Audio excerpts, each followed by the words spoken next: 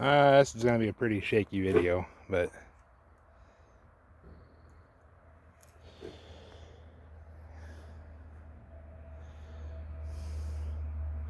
can tell she got a little whoopty in her. So we'll try to straighten that out.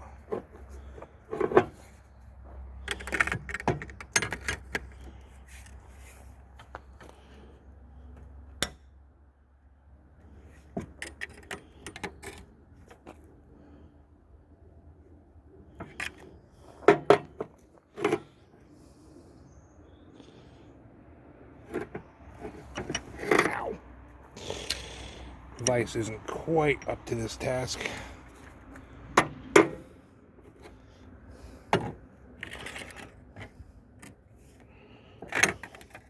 Ooh, that'll work.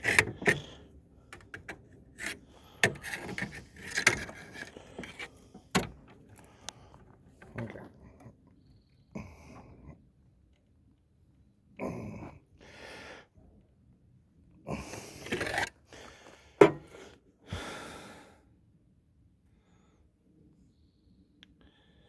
Where's the camera at? Yeah, it's not too bad.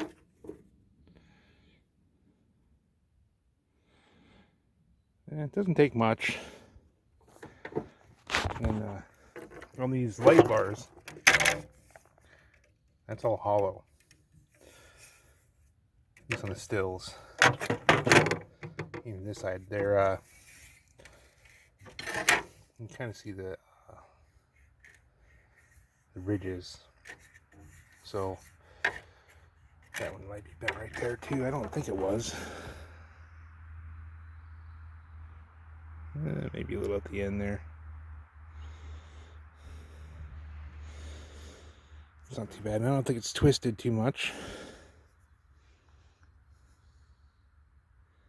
I'm looking at this myself and trying to look through the camera. So, but you can see there's little ridges.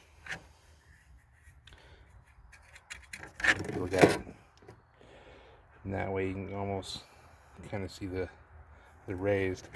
It's the way that still makes these, and I may be hypothesizing a little bit, because they'll mill channels in here almost all the way through. It's actually pretty thin, and I think there's 1, 2 for sure. I don't know if they go all the way down. They might have little pockets, but so there's a ridge and a ridge. Then they weld this piece in to cover it all up. I don't know if they weld to the ridges themselves. I haven't actually tore these apart. I'm just going off what I can see from the outside. But the problem is, the reason I point this out is you can bend them a little bit and you can bend them back. Now, on a normal bar, if it's twisted or if you don't quite get it perfect, which that's not quite perfect, you can tap them with a hammer and really bring them into true. You know, don't beat on them, just tap them. And that'll curve them or twist them. You can get twist out that way too. If these are twisted, they're pretty much done. Partly because these have a real good spring temper to them. All the still bars do, really, but these are particularly gnarly. And they're a very flexible bar. That's one of the downsides of the light bars. They're flexible. Because you're taking away the mass, you know.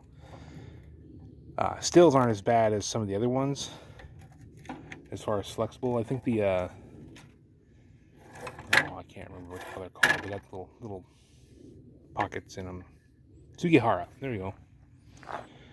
Those aren't too bad, but the Oregon type have a big piece of aluminum just glued in on both sides. They mill it out and then mill on both sides and glue in a piece of aluminum, and it works until you bend it, and then that aluminum pops out. And I think the Sugis will do it too. I haven't actually ran one. They're ridiculously expensive around here. See, it's not quite straight. Then I don't know how Oh, that's not real flat either. But anyhow, yeah, the aluminum pops out. I made one once as an experiment, and these are surprisingly easy to mill even after they've been treated. They're not real hard. You can file the edges off them pretty easy, and the edges are harder than everything else. But anyhow, people see like this discoloration along here, and they think they're hardened, which they kind of are, but they're not really, because they're either laser or plasma or torch, some kind of heat process cuts these. They're not water jet or anything like that. So they cut them out with that. Then they'll mill the grooves in, and there's a little, I don't know if you can see it. It's not a very good camera for this, but where the oil hole goes, there's actually a little lump right there. You can kind of almost maybe see it. Demonstrate that. Actually, this is what I use to clean the rails out. But you stick, goddamn, stick something in there. Come on, and it hits it. You gotta right up over it, right there. This side.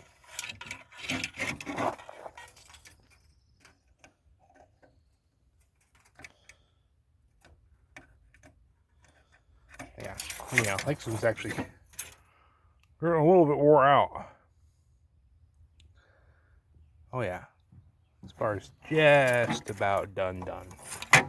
But anyhow, point being, they mill these grooves out with a little woodrow's cutter or wheel cutter.